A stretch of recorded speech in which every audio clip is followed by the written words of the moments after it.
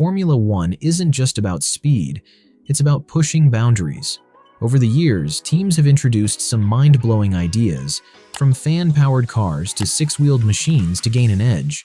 But some of these innovations were so powerful, or risky, that F1 had no choice but to ban them. What made these ideas so controversial, and why were they game changers?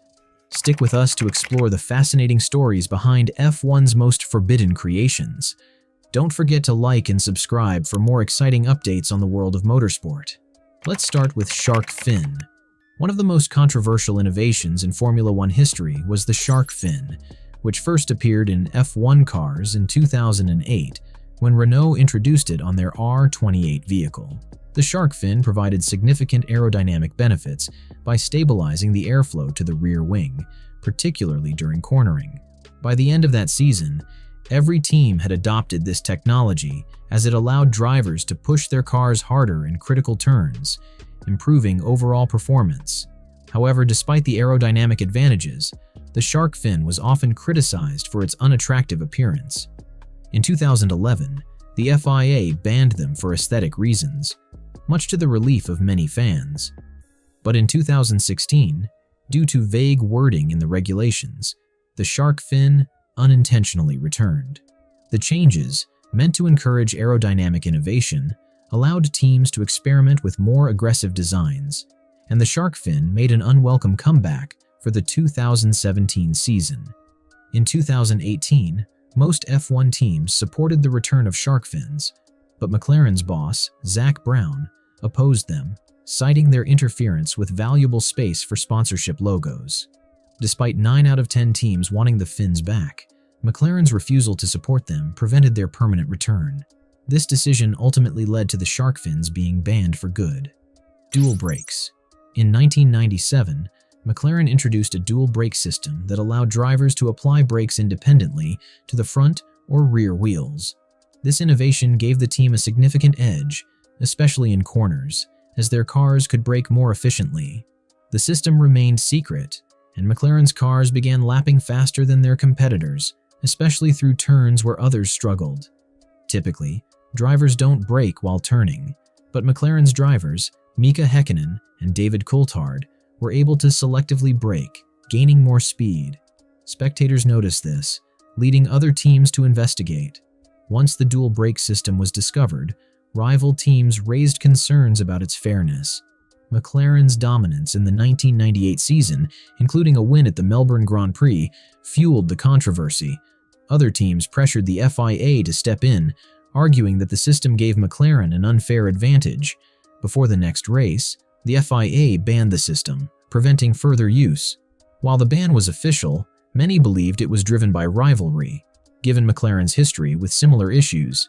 The dual brake system remains one of the most notable banned innovations in Formula One history. Six-wheel cars. The six-wheel cars in Formula One became a controversial innovation due to the advantages they offered, but also the dangers they posed. The first six-wheel car, the Tyrrell P34, debuted in 1976. This unique design featured 2 extra front wheels, providing improved traction, handling, and aerodynamics. The smaller wheels allowed for tighter turns, giving Tyrrell a competitive edge, and they even won the 1976 Swedish Grand Prix, stunning fans and the F1 community. However, the success was short-lived. In 1977, the FIA reduced the minimum weight requirement for cars by nearly 200 pounds, making the P34 one of the heaviest cars on the track. With the focus on lighter cars, the small benefits of the extra wheels became irrelevant. The P34 failed to win any races that season, and its performance dropped significantly. Other teams, including Ferrari and Williams, also experimented with six-wheel designs, but their attempts were unsuccessful, with cars performing even worse than the P34. By 1982, the FIA decided to ban cars with more than 4 wheels, citing safety concerns and impracticality in race conditions. Despite the initial promise, the six-wheel cars never became a lasting part of Formula One, and the P34 remains a rare and fascinating piece of motorsport history. Traction control. Traction control, a groundbreaking technology in Formula One, was designed to automatically adjust a car's throttle to prevent wheel spin, helping drivers maintain control and avoid losing traction on the track. While it greatly improved safety and reduced crashes, the FIA believed that the true test of a driver's skill should be the primary performance factor, not electronic aids. As a result, the FIA banned traction control, along with other technologies like active suspension, aiming to keep the challenge of driving at the forefront. In 1994, however, the Benetton team came under suspicion after reports suggested they were still using unauthorized electronic systems. The FIA launched an investigation and found suspicious software in Benetton's computers that resembled traction control. Despite Benetton's claims that the system was inactive and their refusal to cooperate fully, the FIA couldn't find conclusive evidence of wrongdoing. Detecting hidden electronic systems proved difficult, leading to enforcement challenges. In response to this issue, the FIA introduced a standardized electronic engine control unit in 1998. This new system ensured all teams use the same official software, preventing any hidden illegal systems. Finally, to ensure fair competition, the FIA officially banned traction control, making it illegal in Formula One and closing the door on unauthorized electronic aids. Fan car. In 1978, Brabham introduced the BT46B, also known as the fan car, designed by Gordon Murray. The car featured a large fan at the rear that sucked air from underneath, creating significant downforce.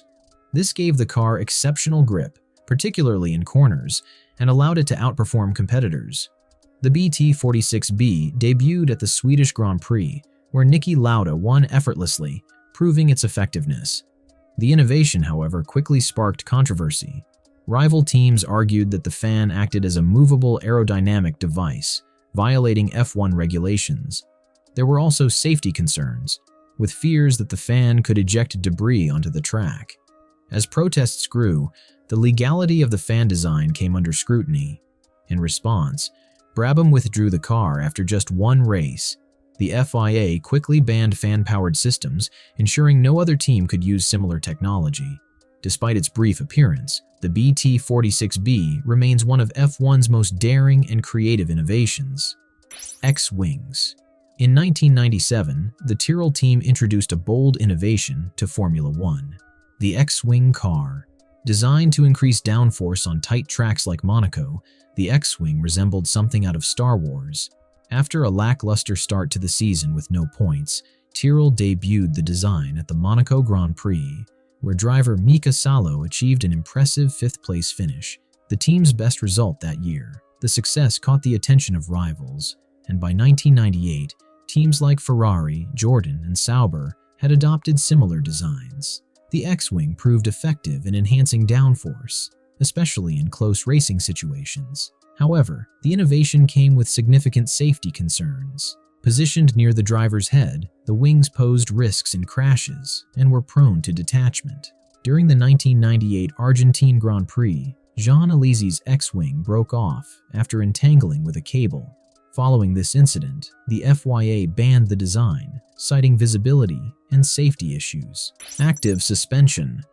In the 1990s, Formula One teams introduced active suspension, a system that automatically adjusted the car's suspension without any input from the driver. One of the most successful teams using this technology was Williams F1, which dominated with their active suspension system, winning 2 consecutive Constructors' Championships in 1992 and 1993. However, the system sparked controversy. Some drivers argued that active suspension made the cars too easy to handle, taking away the need for skillful driving. With the car's suspension automatically adjusting, new drivers no longer had to make split-second suspension changes, which was a key part of the challenge. Teams with the most advanced active suspension systems were often the ones that dominated races, leading to an unfair advantage. As a result, after the 1993 season, the FIA intervened and banned active suspension from Formula One to preserve the sport's competitive balance and ensure that driver skill played a more significant role. Exotic fuels. In Formula One, teams have always sought ways to gain an edge, sometimes using unconventional methods. In the 1980s, teams like Honda and Shell experimented with exotic fuels that promised greater efficiency than regular gasoline. One such mixture contained nearly pure toluene, a highly toxic substance commonly found in paint thinners, cement, and adhesives like Gorilla Glue. Toluene's high energy content made it attractive for performance, but it also posed serious health risks.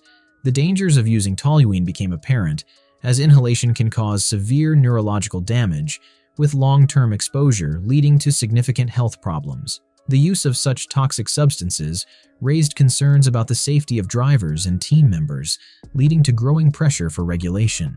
In 1993, the FIA responded by introducing new fuel regulations. These rules banned the use of hazardous fuel mixtures, restricting teams to regular gasoline. The ban on exotic fuels was part of the FIA's ongoing effort to ensure the safety of the sport, balancing technological advancements with the well-being of everyone involved in Formula One.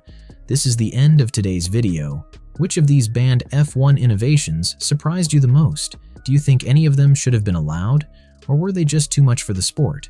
Share your thoughts in the comments below. If you enjoyed the video, don't forget to like, subscribe, and hit the bell icon for more fun F1 content. Thanks for watching, and see you in the next one.